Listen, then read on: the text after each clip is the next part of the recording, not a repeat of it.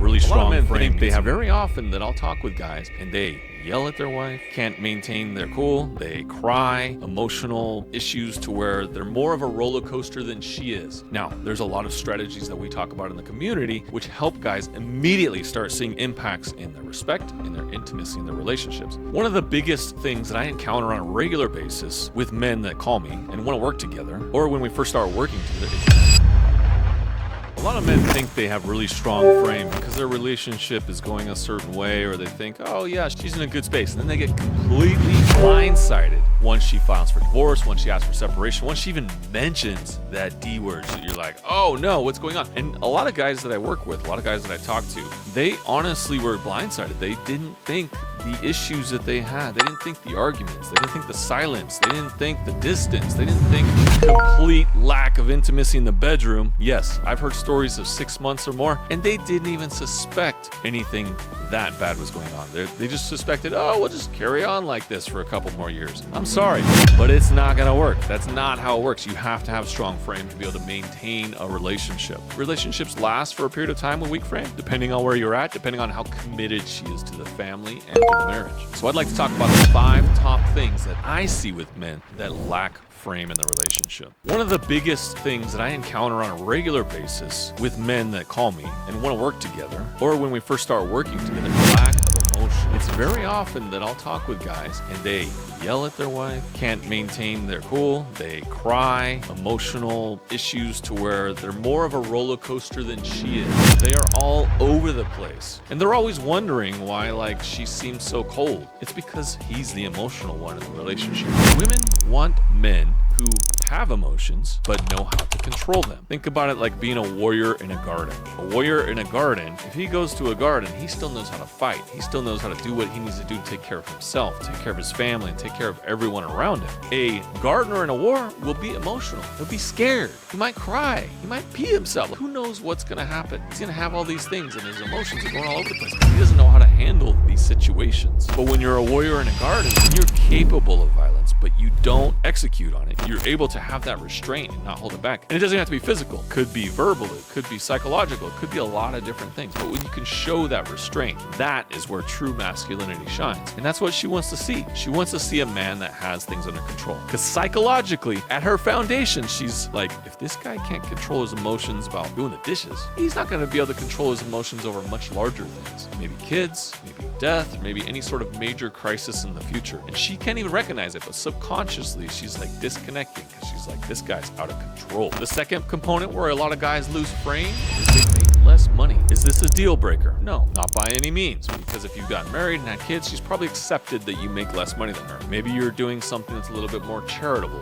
or maybe you really love your job and you're really interested in it, but she just happened to get like a tech job, she happened to get a high-paying job. But you do have to make up for that in other areas, right? D-game's gotta be good. I always implore men to try to make as much money as they can, because everyone wants some amount of financial freedom. Financial freedom gives you the ability to do whatever you want, to take her and treat her however you want, to treat your family however you want, to be able to do all of these different great things for maybe causes that you're really passionate about. Without money, and when you're struggling and making less than her, it's going to make things difficult. If you're pursuing more money, then you are pursuing some sort of larger purpose because you have some sort of purpose for that money. The third thing to not have frame is being physically weak. You see these guys all over TikTok, you see them all over Instagram, you see them all over everywhere, or guys that just look physically weak. And does this require a significant amount to do? No, some very simple body language tweaks that you can do to be able to appear more powerful. A lot of it can be just standing upright. If you play video games too much, I see a lot of guys they start bird necking. You see that where they go forward. So standing up straight and make sure your neck's up straight. I'm even guilty of it sometimes, but I'm always cognizant of making sure that I stand up straight.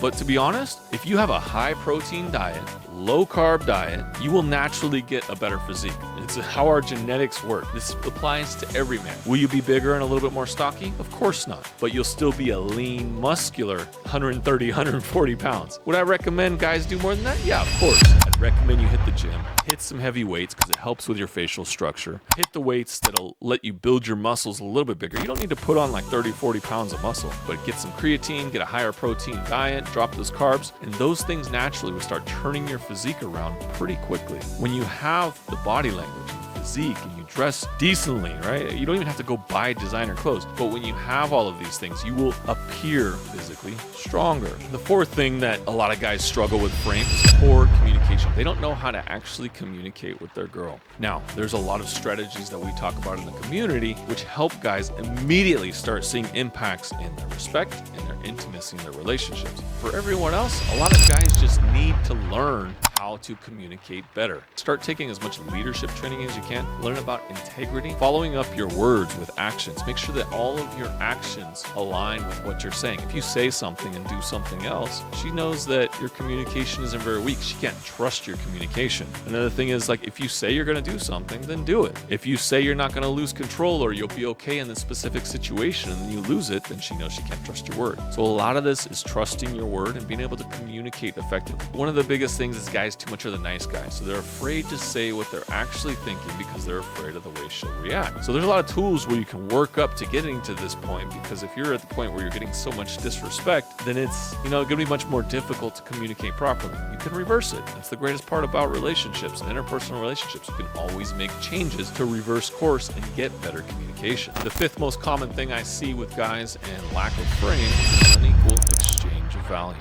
You give her more value than she gives to you. You give more value than you receive. Now, some people are givers or people pleasers, or whatever they're going to call themselves. But in reality, this means you have to receive more value than you give to her. This could be in the love languages, if you want to simplify it in that way. If you're giving a lot more of her love language than you're receiving in your own love language, then that is an unequal exchange of value. The more common term for unequal exchange of value is not giving so much value back.